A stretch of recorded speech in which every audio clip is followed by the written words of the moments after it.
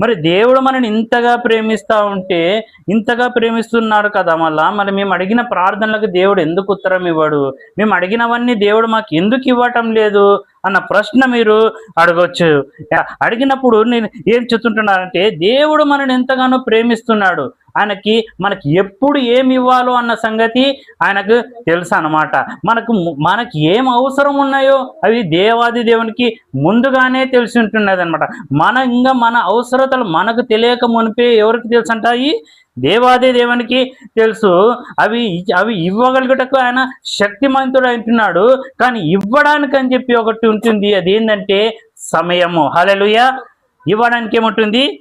సమయం అనమాట. ప్రతి దానికి సమయం కలదు అని చెప్పి వాక్యంలో రాసింది. ప్రతి దానికి సమయం కలదు. మనము అడుగుతా ఉంటాం. మనం అడిగినవన్నీ మనకి ఇవ్వాలంటే ఏం కావాలి? దానికి సమయం కావాలి. మనం ఎన్నో అడుగుతా ఉంటాము.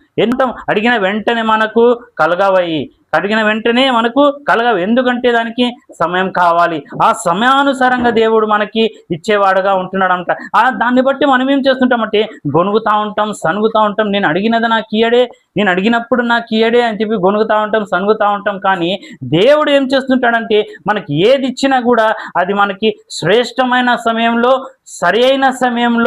సరైన సమయంలో మనకు ఎగ్జాక్ట్గా కావాల్సిన సమయంలోనే అది మనకి ఏదైనా కానీ చేసే వ్యక్తిగా ఉంటున్నాడు అనమాట. మన పట్లానికి ఎన్నో ఆలోచనలు ఉంటాయి, మన పట్లానికి ఎన్నో తలంపులు ఉంటాయి. ఆ ప్రకారమే ఆయన మనకి ఇచ్చే దేవుడు అంటున్నాడు అనమాట. ఇప్పుడు మనం చదివినట్లయితే ఐజాయా చాప్టర్ 55 వర్సెస్ 8 and 9 మనం చదివినట్లయితే, నా ఆలోచనలు మీ ఆలోచనల వంటివి కాదు, మీ త్రోవలు నా త్రోవల వంటివి కాదు అని అంటున్నాడు. హల్లెలూయా.